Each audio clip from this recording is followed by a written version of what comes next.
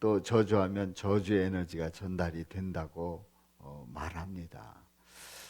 여러분들 우리 다 같이 박수합니다 그랬더니 여러분들 막 박수 치시는 거예요. 그 영상에서 하는 거였어요. 지금 여기서 하는 게 아니고 우리 성부 영신 예배 드리면서 지난 1년간 수고하신 여러분들을 축복하면서 딴 때 하지 않았던 그 박수를 계속 보냈습니다.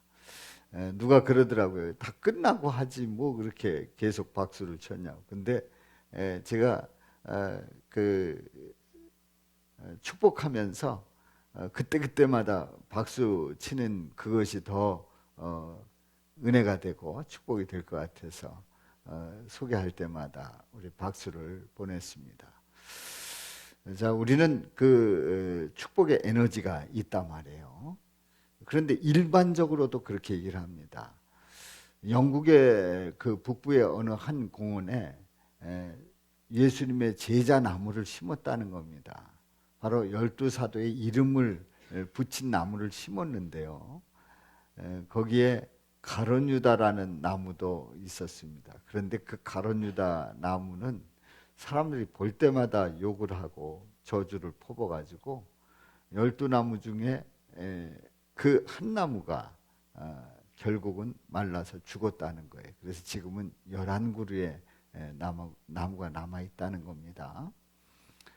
자, 우리는 새해 들어서 새해 복 많이 받으세요. 또 올해에도 건강하시고 또 평안하시고 또 형통하시기를 바랍니다. 이런 축복의 인사를 합니다. 우리 또 다시 한번 해볼까요? 자, 새해 복 많이 받으세요. 평안하시고 복되시고 형통하시기 바랍니다. 방금 전에 인사를 했는데 또 해도 그래도 기분이 좋은 거예요. 그래도 하고 싶은 거예요. 그리고 서로를 격려하고 위로를 주는 그런 인사입니다. 우리 예수님께서 태어나셔서 30년 동안 이제 집에서 지내시고 이제 그 과정이 있습니다만은 그리고 30세에 공생애를 시작합니다. 이제 세상에 나오시는 거지요. 그리고 십자가에서 죽으시고 그리고 사흘 만에 부활하십니다. 그래서 33년의 삶을 사시는 거지요. 3년의 공생의 끝에 이제 십자가에서 죽으십니다. 그리고 사흘 만에 부활하십니다. 사흘 만에 부활하시고 어떻게 되셨는가? 이제 40일 동안 부활하신 그 가운데 영성체로 지내시게 되지요. 이 땅에 머무시는 겁니다. 그리고 하늘로 올라가십니다. 하늘로 올라가시는 거예요. 하늘로 올라가실 때에 하신 일을 오늘 이 본문에서 말씀을 하고 있습니다. 그래서 이 본문 말씀을 보면서 이제 세 가지 질문을 던집니다. 첫 번째 질문은 바로 지상에서 마지막으로 하신 일이 뭘까 하는 거예요. 다시 해서 승천하시기 전에 우리 예수님께서 하신 일이 뭘까요? 그리고 두 번째로요, 축복하실 때에 제자들 떠나서 하늘로 들려 올라갈 수 있는지, 아직 예수님이 하시는 일이 끝나지 않았는데 하늘로 들려 올라가실 수 있는지요. 그리고 세 번째는 축복을 받은 제자들은 어떻게 변화가 되었을까요? 어떻게 변화됐을까요? 이 세 가지 질문을 던지면서 함께 은혜를 나누고자 합니다. 저는 에덴 동산에 그 최초의 인간이 축복받은 사람들이라고 지난 송구영신 예배 때도 말씀을 드렸습니다. 그 이유는 우리 하나님께서 우주 만물을 창조하시고 맨 나중에 인간을 창조하시고 그 인간에게 그 모든 피조물을 다스리라고 고난을 주시면서 축복을 하십니다. 생육하고 번성하고 땅에 충만하고 그리고 정복하고 다스리라는 거지요. 얼마나 큰 축복입니까? 얼마나 큰 축복이에요. 이보다 더 큰 축복이 있을까요? 그런데요, 이보다 더 축복인 것처럼 보이는 말이 있어요.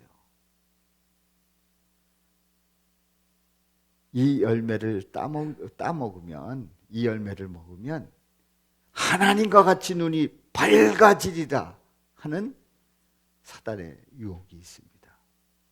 잘 생각해 보면 하나님께서 축복하신 것보다, 복을 주신 것보다 더 큰 축복처럼 보여요. 생각해 보세요. 생육하고 번성하고 땅에 충만하라, 또 정복하고 다스리라, 그거보다 내가 하나님처럼 눈이 밝아진다, 이렇다면 이건 더 큰 축복이라고 생각이 되죠. 그리고 그거야말로 내가 갖고 싶은, 내가 받고 싶은, 내가 누리고 싶은 그런 말이지요. 하나님처럼 된다니까요. 그런데요, 그것은 축복의 말인 것처럼 우리를 유혹하지만 그 말은 우리를 죄짓게 만드는 저주의 말이었습니다. 하와는 열매를 따먹고 그 열매를 남편에게 줍니다. 줄 때 따먹으라는 그 말은 그야말로 눈이 밝아지는 그런 희망을 가지고 주는 것 같은 축복의 말인데 축복의 말이 아니었어요. 그건 저주를 불러온 겁니다. 다시 얘기해서 타락한 인간은요, 축복을 축복으로 알지 못하고 저주를 축복으로 착각하는 그런 한계가 있습니다. 그래서 타락한 인간들의 그 속성은, 아니, 축복을 축복으로 받아들이질 않는 거예요. 오히려 저주의 말인데 그게 축복인 줄 아는 거예요. 이런 착각 속에서 인간들은 살아가고 있다는 거지요.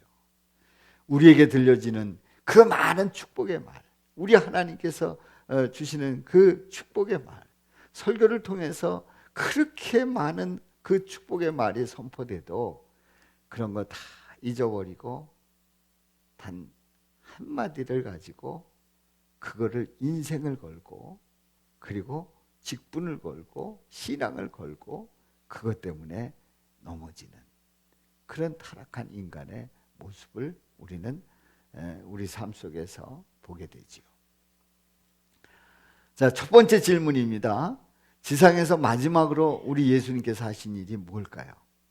이제 승천하시기 직전에 하신 일이 뭘까요? 말씀을 보도록 합니다. 50절 말씀 다 같이요. 예수께서 그들을 데리고 베다니 앞까지 나가사 손을 들어 그들에게 축복하시더니, 우리 예수님께서 제자들 데리고 베다니아까지 갑니다.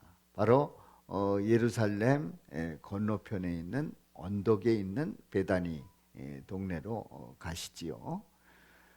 그곳에서 이제 손을 들어서 제자들을 축복하십니다.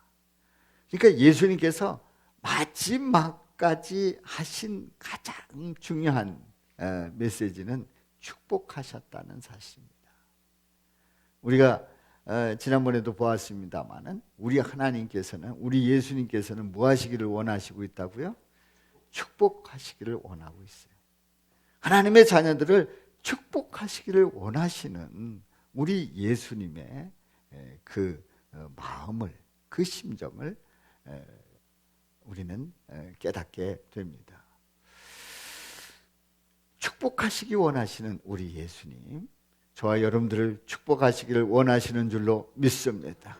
우리 하나님이 축복하실 때에, 우리 예수님 축복하실 때에, 축복이 선포될 때에 아멘으로 확신하고 받으시기를 주님의 이름으로 축원합니다.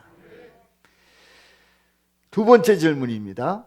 그럼 축복하실 때 제자를 떠나서 하늘로 들려 올라갈 수 있는지요? 한번 말씀을 보겠어요. 51절 시작. 축복하실 때에 그들을 떠나 하늘로 올려 올려지시니. 지금 축복이 끝났다는 거예요? 아니에요. 축복하고 있는데 그들을 떠나 하늘로 올려지십니다. 축복하고 있는데요. 지금 예수님이 축복하고 있어요. 축복하고 있는데 축복하고 있는 그 순간에 하늘로 올려지시는 거예요. 그러니까 여기서의 축복은 완료가 아닙니다. 완료형이 아닙니다. 진행형이에요. 진행되고 있는 거예요. 축복하고 있는 그런 가운데서 지금 하늘로 올려지고 있다고 하는 사실입니다. 우리 예수님은 끊고 맺는 게 정확하신 분입니다. 그런데 아직 예수님 말씀 끝나지 않았어요. 축복하고 계시단 말이에요. 그런데 올라가고 계시는 거예요. 뭘 의미할까요? 이것은 우리 예수님께서 축복하고 끝났다는 게 아니고 축복이 계속 진행되고 있다고 하는 사실입니다. 아멘입니까? 2000년 전에 승천하신 우리 예수님은 그때 축복하고 계셨고 그런 중에 올라가셨는데 그 축복은 아직도 끝나지 아니하고 지금도 우리를 축복하고 계신 줄로 믿습니다. 이거 얼마나 복된 소식이에요. 얼마나 감사한 일이에요. 그 축복이 2000년 전에 제자들로 끝났다. 이제 너희들 축복하면 이제는 그 다음은 모르겠다가 아닙니다. 축복하셨는데 그 축복은 지금도 진행되고 있고 그리고 앞으로도 계속될 축복임을 우리에게 말씀하고 있습니다. 할렐루야. 그게 어떻게 가능합니까? 전능하신 하나님, 우리 예수님이시기 때문에 가능한 일이에요. 그 축복은 인간들이 말하는 어떤 마음을 바꾸어서 자세를 바꾸어서 그래서 그 태도 속에서 얻는 에너지가 아닙니다. 하늘에서 내려주시는 우리 전능하신 하나님, 우리 예수님께서 직접 부어주시는 축복인 줄로 믿습니다. 세 번째 질문입니다. 축복을 받은 제자들은 어떻게 변화되었을까요? 어떻게 변화되었을까요? 말씀을 보도록 합니다. 다 같이요. 그들이 그에게 경배하고 큰 기쁨으로 예루살렘에 돌아가 늘 성전에서 하나님을 찬송하니라. 아멘. 그들이 우리 주님을 경배하며 큰 기쁨, 그 기쁨으로 예루살렘에 돌아왔어요. 늘 성전에서 하나님을 찬송했습니다. 생각해 보세요. 우리 예수님이 하늘로 올려지는 그 모습을 직접 목격한 이 제자들은 장엄한 그 광경을 목격한 거예요. 생각해 보세요. 우리 예수님이 올려지고 있는 거예요. 올려지고 함께했던 그 예수님이, 부활하신 예수님이, 부활하셨을 때 나타나셨던 그 예수님이 지금 하늘로 올라가고 있는 거예요. 그 예수님을 목격한 이 제자들은 기쁘지 않을 수가 없어요. 그 예수님을 찬송하지 않을 수가 없었어요. 기쁨과 찬송이 넘쳐난 줄로 믿습니다. 그렇습니다. 우리 예수님을 만나면 우리 삶 속에 기쁨을 주십니다. 기쁨을 얻은 우리들은 찬송하지 않으면 견딜 수 없는 마음이 우리 속에서 넘쳐나는 줄로 믿습니다. 그렇습니다. 우리가 믿음 생활하면서 내가 기쁨을 잃어버렸다. 내가 기쁘지 않다. 그렇다면 한번 점검해 봐야 합니다. 예수님의 그 만난, 예수님을 만난, 그리고 예수님께서 내 안에서 역사하시고 내 안에서 일을 이루시는 그 예수님을 생생하게 고백하지 못하면 기쁨을 잃어버릴 수밖에 없단 말이지. 우리가 살아가면서 때로는 우울할 때가 있습니다. 사람들은요, 감정 속에 우울의 감정도 있습니다. 어느 누구도요. 저도 마찬가지고 우리 모두가 다 우울할 수 있는 그런 기질들이 조금씩 누구에게나 다 있어요.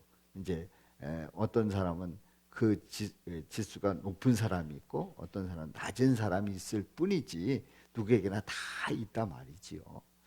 그래서 이 우울의 그런 감정이 깊어지게 되면 병원에 가서 치료도 받고 약도 먹어야 하는 그런 상태일 수도 있습니다.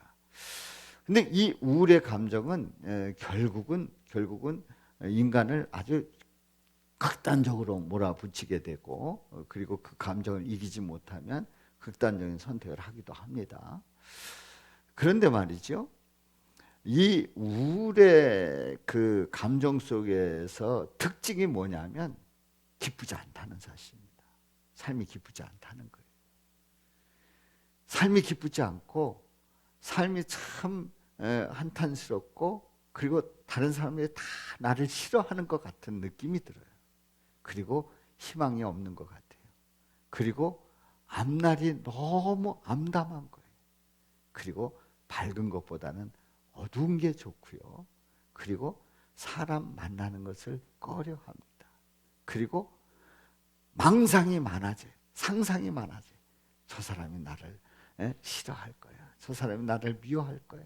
그리고 누가 나를 음해하고 있을 거야. 이런 쓸데없는 상상으로 자꾸 이렇게 커져 갑니다. 그런데 그게 시간이 지나면 지날수록 그냥 뭐 제곱에 뭐 3제곱에 막 커지는 거지요. 그런데요, 우리 예수님께서 내 안에 계시다고 하면, 내 안에 계심을 확신하게 되면 그런 그 우울 속에, 그리고 힘들고 또 원망하게 되고 짜증스럽고 하는 그런 것들을 이겨나갈 수 있는 그 힘을 우리 예수님 주시는 줄로 믿습니다.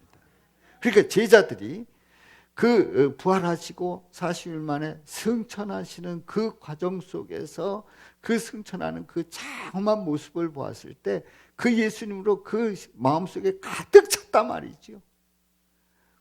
승천하시는 그 예수님의 그 모습이 그 마음속에 가득 찼을 때에 그들은 기쁘지 않을 수가 없는 거예요. 기쁜 거예요. 그렇습니다. 우리는 삶 속에서 때로는 우울할 수 있고, 때로는 힘들고 지칠 수 있고, 때로는 짜증날 수 있고, 때로는 힘들어서 그냥 넘어질 수 있는데, 그때마다 예수님을 고백하면서 예수님으로 가득 채워지시기를 주님의 이름으로 축원합니다. 그렇다면 기뻐할 수 있고요, 그렇다면 찬송이 넘쳐나는 줄로 믿습니다. 그렇습니다. 우리는 때로는 우리가 믿음 생활하면서 넘어질 때가 있어요. 그런데 우리가 그 믿음 생활할 때 넘어지는 그 이유가 공산당이 내려와서 너 예수 믿을래 안 믿을래 이런 것 때문에 넘어지는 게 아니고 작은 것들 때문에 넘어집니다. 그런데요, 넘어질 수 있어요. 그런데요, 또 넘어져서는 됩니까 안 됩니까? 안 돼요. 우리는 앞에 돌이 있다고 하면 치우고 가든지 그걸 넘어가든지 이렇게 해야지, 그 앞에 돌이 있다고 해서 그 돌에 넘어져 가지고 그 돌 붙들고 내 인생 끝났고 내 신앙 끝났고 내 직분 끝났다, 그럴 필요가 있어요 없어요? 없어요. 그럴 필요가 없어요. 그런 건 아무것도 아니에요. 우리 부활 승천하시는 예수님 보면서, 그래서 그 예수님 때문에 우리가 기쁨을 얻고 찬송을 할 때에는 분명한 근거가 있습니다. 제가 앞에서 말씀을 드렸죠. 우리 인간들이 축복을 축복으로 알지 못하는 그 이유가 뭐냐? 죄 때문이에요. 그런데 그 죄는 결국은 우리를 기쁨을 빼앗아가 버리고 찬송을 빼앗아가 버립니다. 그래서 우울하게 만들고, 그리고 원망, 불평 가득 차게 만들고, 그리고 신세 한탄을 하게 하지요. 그런데 우리 예수님이 그 죄에 대해서 고난을 받으시고, 그 죄 때문에 고난을 받으시고 십자가에서 피 흘려 죽으셨습니다. 그래서 그 죄의 문제를 해결해 주셨어요. 믿는 자마다 그 죄의 문제가 해결되고 하나님의 자녀가 되는 권세를 얻은 줄로 믿습니다. 그러니까 우리 예수님은 그 죄라고 하는 그 장치를 뽑아 버렸단 말이죠. 그렇기 때문에 우리는 축복의 통로가 열려 있는 거고요. 그 축복의 통로를 통해서 우리 하나님 앞에 나갈 수 있고, 그리고 하나님을 기쁨 가운데 찬양하며 그 영광스러운 그 예수님의 부활의 그리고 승천의 모습을 우리가 다시 한번 고백하면서 찬양 올리게 되는 줄로 믿습니다. 아멘입니까? 우리 예수님, 우리 죄의 문제를 해결해 주셔서 축복의 통로를 열어주셨다는 이 놀라운 사실 앞에 찬양과 영광을 돌리며 감사하시기를 주님의 이름으로 축원합니다. 축원합니다. 그렇습니다. 우리 예수님은, 우리 하나님은 우리에게 얼만큼 축복해 주시기를 원하시냐 하면, 지난 송년 예배 때에서 함께 은혜를 나눴지요. 우리 하나님의 그 소원이 있어요. 소원이 있어요. 세 가지 소원이 있는데요. 하나님께서 복 주시기를 원하는 그 소원이 있는데, 첫 번째요, 하나님께서 복을 주시고 지키시기를 원합니다. 두 번째, 하나님께서 그 얼굴을 비추시고 은혜 베푸시기를 원하십니다. 세 번째, 하나님께서 그 얼굴을 향하여 드셔서 평강 주시기를 원하십니다. 하나님의 복 주시는 그 소원 세 가지 지키시기 원하고, 은혜 베푸시기 원하고, 평강 주시기 원하십니다. 이런 은혜가 함께 하시기를 주님의 이름으로 축원합니다. 이걸 그렇게 원하시는 거예요. 그렇게 원하시는 거예요. 그냥 복 주시고 싶어서 안달이신 거예요. 그야말로 우리는 받을 생각도 없는데 짝사랑하시면서 내가 너희들에게 이렇게 지켜주시기 원하고, 은혜 주시기 원하고, 평강 주기 원한다. 그걸 그렇게 우리 주님은 말씀하고 계시다 말이지요. 바로 이 복을 제사장들을 통해서 선포하라는 거지요. 선포하면, 축복하면 축복한 대로 내가 주겠다, 복을 주겠다, 우리 주님 말씀하신 줄로 믿습니다. 우리 예수님 앞에 어린아이들이 몰려들었습니다. 그랬더니 제자들이 다 막았어요. 아, 시끄러, 조용해, 가, 떠들지 마, 쉬 하면서 다 쫓아냅니다. 이 어린아이들을, 그런데 우리 예수님은 그 제자들을 꾸짖고 이 어린아이들을 안았어요. 안고 그들 위해서 안수하셨습니다. 안수하셨어요. 그리고 축복하십니다. 축복하십니다. 그렇습니다. 우리 예수님은 어린아이들을 축복하시기를 원하셨어요. 또 우리 예수님은요, 이런 상황에서도 축복하시라고 말씀합니다. 자, 누가복음 6장 28절 시작. 너희를 저주하는 자를 위하여 축복하며 너희를 모욕하는 자를 위하여 기도하라. 예수님 말씀이에요. 아니, 이 말씀이면 모든 게 다 끝났어요. 모든 게 다 끝났어요. 아니, 주님, 저를 저주하는 인간이 있습니다. 제가 멸망하기를 원하는 인간이 있습니다. 우리 가정이 아주 박살나기를 원하는 인간이 있습니다. 어찌하면 좋겠습니까? 그러면 제 마음속에 이런 마음이 들 수 있죠. 그 가정을 저주하라. 그쪽에서 저주하는 그거보다 더 크게 저주하라. 이게 인간의 마음이에요. 그런데 우리 주님은 저주하는 자를 위하여 뭐 하래요? 축복하래요. 새해에 여러분들에게 한번 진솔하게 여쭙습니다. 진솔하게 답해 보시길 바랍니다. 저주하는 인간을 위해서 축복할 수 있어요, 없어요?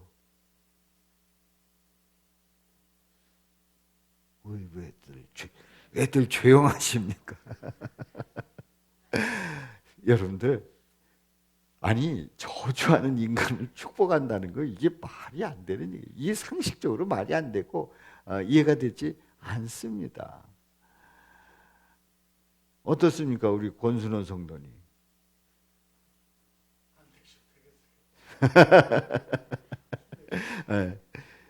제가 이렇게 질문하는 그 자체가 이제 잘못되는 거죠. 그야말로 이건 상식적으로 있을 수 없는 일이에요. 그런데 우리 예수님은 축복하시라는 거예요. 그리고 모욕을 줍니다. 모욕. 나 망신 줬다는 거예요. 나한테 망신 주고 내 자존심 완전히 뭉개버렸다. 그런데 모욕하는 자를 위해서 뭐 하래요? 오히려 기도하래. 예수님의 말씀이에요. 이게 제 얘기가 아닙니다. 예수님의 말씀이에요. 사랑하는 성도 여러분, 한마디로 얘기해서 저주하는 자, 모욕하는 자가 누군지 아세요? 그게 바로 접니다. 그게 바로 누구라고요? 그게 바로 놉니다. 그러면 이건 그 말씀 잘못 본 거예요. 다 같이요. 그게 바로 나입니다. 그게 바로 나래요. 알고 보면 뭐 딴 사람 얘기하는 게 아니에요. 바로 그게 나예요. 사랑하는 성도 여러분, 이런 나를 우리 예수님은 축복해 주셨단 말이에요. 아멘이죠? 저주받을 수밖에 없는 인간이에요. 그리고 모욕당에 싼 인간이에요. 그런데 우리 예수님은 우리를 사랑하시고 축복하시고 있단 말이죠. 그러므로 우리는 저주하는 자를 축복할 수 있고, 그리고 모욕하는 자를 위해서 기도할 수 있는 그 마음이 생기는 거지요. 아멘입니까? 이런 예수님의 축복이 넘치시기를 주님의 이름으로 축원합니다. 그렇습니다. 예수님은 이 세상에 오신 이유가 뭐 때문에 오신 것 같아요? 축복하시려고 오신 거예요. 알고 보면 축복하시려고 오신 거예요. 저주받을 수밖에 없는 인간을 위해서 축복하시려고 오셔서 예수님이 친히 십자가에서 죽으신 거예요. 그렇습니다. 그러므로 축복은 선언입니다. 축복은 뭐라고요? 선언하는 거예요. 표현해야 됩니다. 말해야 됩니다. 예수님께서 승천하시면서 축복하실 때 입을 열어서 선언하셨고, 모든 제자들을 축복하신 줄로 믿습니다. 만약에 우리가 입을 열어서 선언하지 않는다고 하면 그 축복은 그냥 나로 끝날 수도 있어요. 그런데 그 축복을 입을 열어서 축복하는 거예요. 축복하는 거예요. 입을 열어서 축복하는 거예요. 입을 열어서 축복할 때에 그 축복은 누가 책임져 주셔요? 우리 주님이 책임져 주시는 거예요. 우리 주님께서 그 축복에 대한 그 책임을 지시고 복되게 하시든지, 아니면 주님 보시기에 아니라고 하면 더 달리 하시든지, 그는 주님의 뜻에 달려 있어요.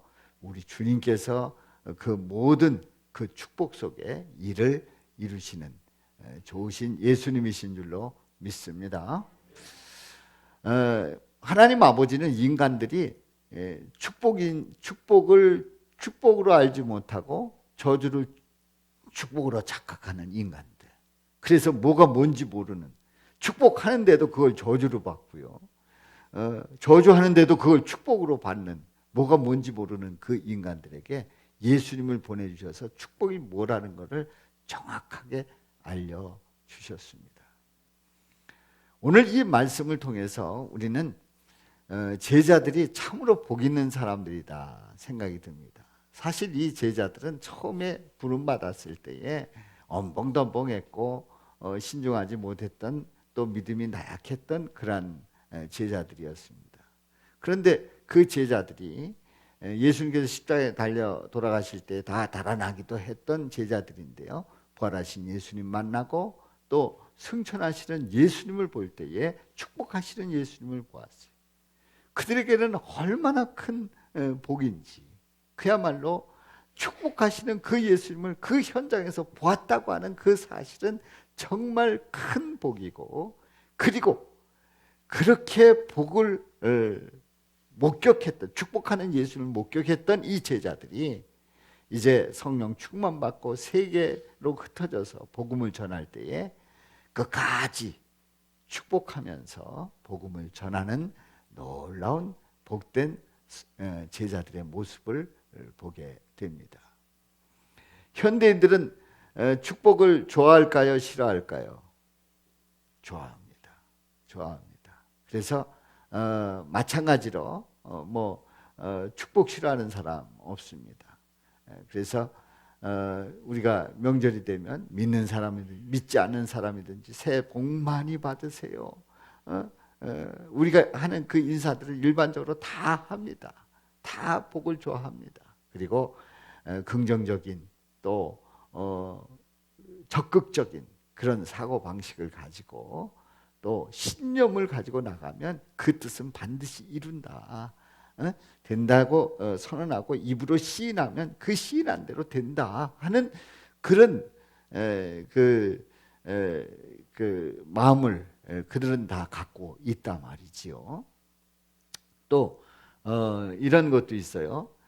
인생의 각본을 잘 쓰면 그 인생은 성공적인 그 인생이 될 수 있다. 각본 분석이라고 하는 그런 그 교류 분석에 나오는 그런 그 과정이 있습니다. 그런 걸 이렇게 보면은 이제 저도 그 교류 분석이라고 하는 그런 그 상담 기법에 대해서 강의하고 하는데요. 그런 걸 이렇게 자세히 보면 아주 대단합니다. 그리고 실제로 그 강의를 듣고 변화되는 사람들이 있고요. 그리고 영향을 끼칩니다. 그래서 일반적인 상담소에서 상담을 하고 많은 사람들이 치유받기도 하고 그 삶의 과정 속에서 더 나아지는, 더 삶의 질이 나아지는 그런 경우들을 실제로 이제 보게 되는 겁니다. 그러면 예수 믿으나 안 믿으나 다 똑같은 거 아닙니까? 아닙니다. 분명히 다릅니다. 분명히 다릅니다. 거기에는 우리 예수님께서, 전능하신 하나님 우리 예수님께서 하시는 일이 쏙 빠졌어요. 그걸 빼놓고 인간들이 이룰 수 있다는 거지요. 그런데요, 예수님의 그 권세 아래, 예수님의 능력 가운데 이루시는 그 일들이 얼마나 놀랍고 귀한 일인지 우리는 어느 때는 그걸 잘 모를 때가 있어요. 너무나도 소중한 거고 너무나도 귀한 것입니다. 아무리 심리학에서 상담을 잘하고 한다고 할지라도 그것은 바로 육적인, 정신적인, 마음에 해당되는 그런 그 어떤 표면적인 면에 대한 타치이지 영적인 것을 더 이상 다룰 수가 없습니다. 그런데요, 인간은 육과 마음으로 그치는 게 아닙니다. 영의 문제도 있어요. 영적인 부분이 있어요. 이 영적인 이 부분을 부정한다고 하면 그거는 한계가 있는 거고요. 그거는 그냥 거기까지예요. 수준이 거기까지예요. 그런데 우리 예수님이 함께 하시고 예수님이 능력 주시고 예수님이 복되게 하시는 그 은혜를 고백한다고 하면 이거는 영적인 놀라운 역사를 고백하게 되는 줄로 믿습니다. 그러므로 우리는 일반 사람들이 원하는 그런 것과는 차원이 다르다는 것을 분명히 고백하고 예수님 믿고 고백하면서 예수님의 그 축복을 확신하시기를 주님의 이름으로 축원합니다. 그러므로 성도는 누구냐? 성도는 승천하시면서 축복하신 예수님처럼 축복을 선언하는 자들이에요. 아멘. 축복을 선언하는, 축복하는데 누구의 이름으로요? 예수님의 이름으로 축복을 선언하는 자들이 바로 성도라 말이죠. 만약에 그렇지 않다고 하면 성도가 아닐 수 있어요. 바로 예수님의 이름으로 축복을 선언하는 자들이 성도임을 말씀하고 있습니다. 자, 우리는 2022년도를 맞이해서 우리가 이제 시편 109편에 있는 말씀을 한번 보도록 합니다. 이제 어떤 저주와 축복이 어떻게 역사하고 있는지요. 시작.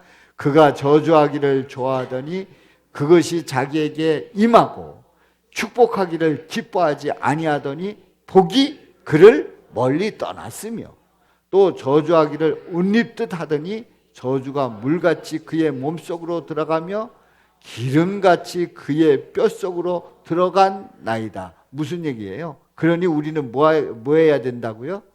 축복해야 된다는 거예요. 할렐루야. 저주가 아니라 축복해야 된다는 거예요. 그렇습니다. 2022년 새해를 맞이해서 우리는 선언하는 거예요. 뭘 선언합니까? 축복을 선언하는 거예요. 자, 새해를 맞이해서 축복을 선언합니다. 첫째, 시작. 나는 하나님의 사랑을 받는 복된 자녀임을 선언합니다. 아멘. 그렇습니다. 하나님의 사랑을 받는 복된 자녀라는 사실을 선언하고 나가시기를 바랍니다. 우리 시시한 백성이 아니에요. 하나님의 자녀예요. 복 주시기를 원하시는 하나님의 자녀임을 선언하고 당당하게 나가시기를 축복합니다. 두 번째, 시작. 나는 예수님의 꼭 필요하고 쓰임받는 제자임을 선언합니다. 그렇습니다. 나는 시원찮은 존재가 아니에요. 꼭 필요. 우리 주님이 나를 꼭 필요로 하신다 말이에요. 우리는 때로는 주님이 나 필요하겠어? 나 같은 인간 없어도 돼. 뭐 나 같은 인간 뭘 쓰시겠어? 뭐 내가 뭘 쓰임 받을 게 뭐 있어? 아닙니다, 아닙니다. 꼭 필요한 인간이고 꼭 쓰임 받는 제자임을 선언하시기를 주님의 이름으로 축복합니다. 세 번째입니다. 시작. 우리 가정은 축복의 나눔터가 되어서 서로 축복하기를 선언합니다. 아멘. 서로 축복하며 선언하시길 바랍니다. 축복의 나눔터예요. 우리 하나님은 두 가지 조직을 직접 만드셨어요. 가정과 교회입니다. 그래서 이 가정에서는 축복의 나눔터예요. 생각해 보세요. 우리를 먹여주시고 입혀주시고 채워주시는 하나님 어디에서 경험해요? 가정에서요. 그러니까 이 축복의 나눔터예요. 그 가정은 축복의 나눔터예요. 하나님께서 직접 복되게 하시는 그 현장을 맛보게 하신단 말이에요. 그래서 서로 축복하며 선언하시기를 주님의 이름으로 축원합니다. 네 번째요. 시작. 우리 교회는 축복의 저수지로서 예배, 말씀, 기도, 찬양, 교제, 섬김으로 복을 누린다고 선언합니다. 할렐루야. 그렇습니다. 축복의 저수지예요. 그래서 우리 하나님께서 언제 축복해 주십니까? 예배 드리는 이 순간에 하나님은 무한한 축복을 주시는 줄로 믿습니다. 말씀 드릴 때에 우리의 심령을 갈아엎으시며 축복하십니다. 찬양할 때 우리 삶 속에 기쁨이 넘치게 축복하십니다. 교제하실 때에 예수님의 사랑을 직접 느끼게 축복하십니다. 섬길 때에 예수님의 사랑을 나누는 그 현장을 직접 목격하도록 축복하십니다. 이거 얼마나 감사해요. 축복의 저수지라 말이에요. 할렐루야. 예, 이 교회, 푸른사랑교회 축복의 저수지에서 여러분들 그 축복을 마음껏 누리시기를 주님의 이름으로 축복합니다. 다섯 번째요. 다섯 번째 시작. 나의 일터는 하나님께서 허락하신 삶의 터전임을 감사하며 축복을 선언합니다. 아멘. 여러분의 일터라 하면 직장일 수 있고요, 사업장일 수 있고, 또 다니는 학교일 수도 있고, 또 섬기는 모임일 수도 있습니다. 자, 이런 나의 일터는 하나님께서 허락하신 삶의 터전이에요. 삶의 터전. 여러분들 뭐 그 회사에서 그러잖아요. 뭐 하나님이 먹여줘, 우리 회사에서 먹여주지. 그거 틀린 얘기 아닌 거예요.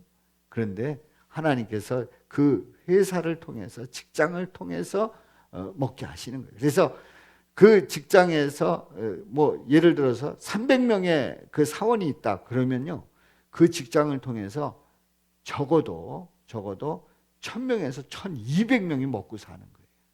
이해가시죠? 그 직장을 통해서 1000명에서 1200명이 먹고 사는 거예요.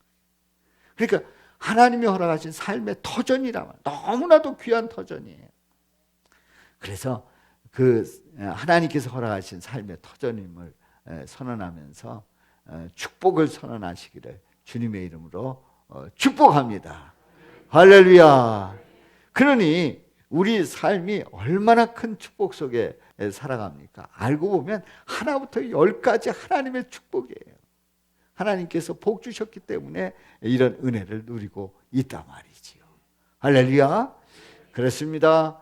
여러분들 제가 처음에 말씀드려야 되는데 요걸 이제 잠깐 빠뜨렸는데요. 복은 하나님께서 내리시는 복이고 축복은 복을 비는 걸 축복이라고 합니다. 그런데 이 복과 축복은 때로는 이렇게 같이 사용한다는 것을 참고적으로 말씀을 드리면서 제가 어느 때는 복을 축복이라고 하는 단어로 이제 말씀드릴 때도 있었습니다. 뭐 그렇다는 걸 그냥 이해하시고요. 자, 그래서 우리는 이런 한 해를 맞이하면서 축복의 한 해를 맞이하면서 이제 보리떡 기도회를 시작을 합니다. 내일 이제 보리떡 기도회를 시작하는데 우리 교회는 보리떡 기도회에서 바로 제자 훈련이 진행되고 있는 겁니다. 그래서 우리 임원들 꼭 참석을 하시는데요.